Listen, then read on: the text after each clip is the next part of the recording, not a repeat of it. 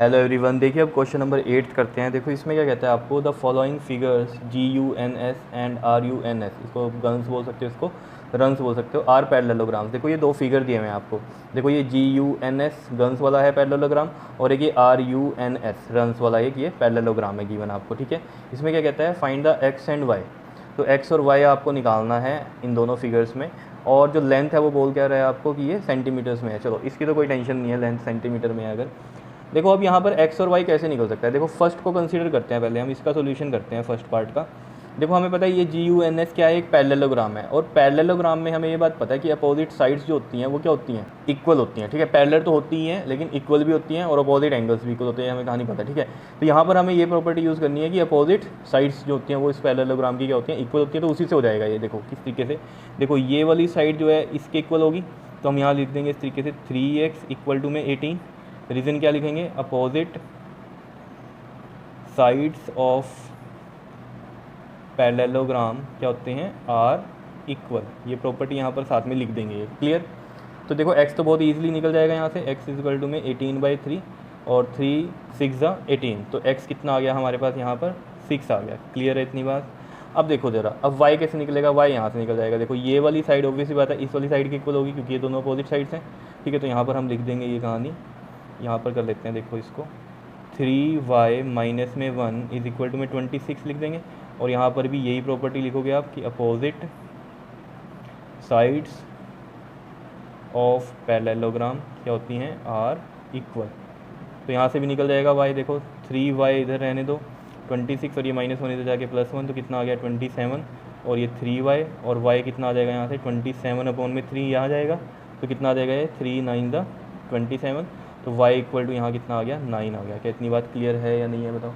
ठीक है, अब इसके सेकंड पार्ट में चलते हैं। देखो ये भी बड़ा सिंपल है। यहाँ पर देखो ज़रा x और y कैसे निकलेंगे हमारे पास। देखो जो इसमें डायगनल है, ठीक है, इनमें वैल्यूज़ दी हुई हैं ये। ठीक है, जैसे मान लो ये जो डायगनल्स कट हो रहे हैं यहाँ पर, ये मैं O पॉइंट मान लेता हूँ अगर यहाँ पर, तो हमें एक प्रॉपर्टी पता है कि जो डायगनल्स होते हैं पैरेललोग्राम के वो बाइसेक्ट करते हैं एक दूसरे का, मतलब बाइसेक्ट ईच अदर। मतलब जैसे ये डायगनल है, ठीक है, इसको ये वाला डायगनल कट कर रहा है इक्वल पार्ट, तो ये वाला पार्ट और ये वाला पार्ट क्या होगा, इक्वल होगा, और इधर से ये वाला पार्ट और ये वाला पार्ट इक्वल होगा। मतलब मैं ये कह रहा हूँ कि ये OS और ये OU इक्वल होगा। ठीक है, और इधर से ये वाला OR इक्वल टू ON होगा, क्योंकि देखो ये वाला जो डायगनल है इसको इक्वल पार्ट में किसने कट किया, दूसरे वाले ने। तभी तो है प्रॉपर्टी कि डायगनल्स बाइसेक्ट ईच अदर, एक दूसरे को वो क्या करते हैं, बाइसेक्ट करते हैं। तो इस वाले को इसने बाइसेक्ट कर दिया इक्वल पार्ट में, और इस वाले को इसने बाइसेक्ट कर दिया। ठीक है, समझ रहे हो बात को। तो देखो ज़रा अब यहाँ पर ये हमें कहानी पता है, तो इस तरीके से कैसे लिखेंगे हम यहाँ पर कि ये देखो ऐसे लिख देता हूँ मैं, ये OS इज़ इक्वल टू में OU होगा।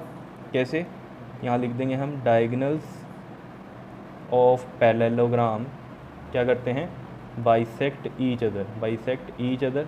तो देखो अगर ये कहानी है तो OS कितना है हमारे पास, देखो यहाँ से 20 है, और OU कितना है, y प्लस में 7 है। तो देखो y इज़ इक्वल टू में ये 7 इधर जाएगा, तो 20 माइनस में कितना हो जाएगा ये 7, तो 20 में 7 माइनस करो कितना आता है 13, तो y की वैल्यू आ गई कितनी, 13 आ गई हमारे पास। समझ रहे हो।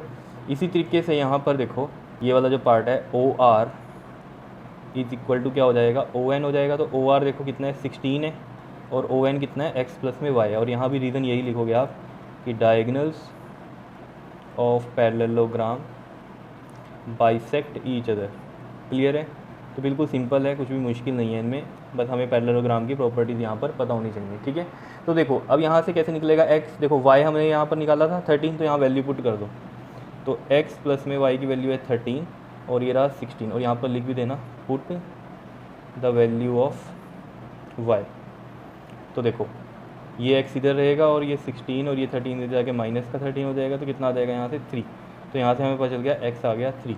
तो देखो मैं दोबारा लिख देता हूँ, y है 13 और x कितना आया है हमारे पास 3 आया है। ये इसके आंसर हो गए। क्या इतनी बात क्लियर है या नहीं है। ये यहाँ पर मैंने अलग से भी लिख दिया, x 3 आया और y कितना आया है हमारे पास 13 आया।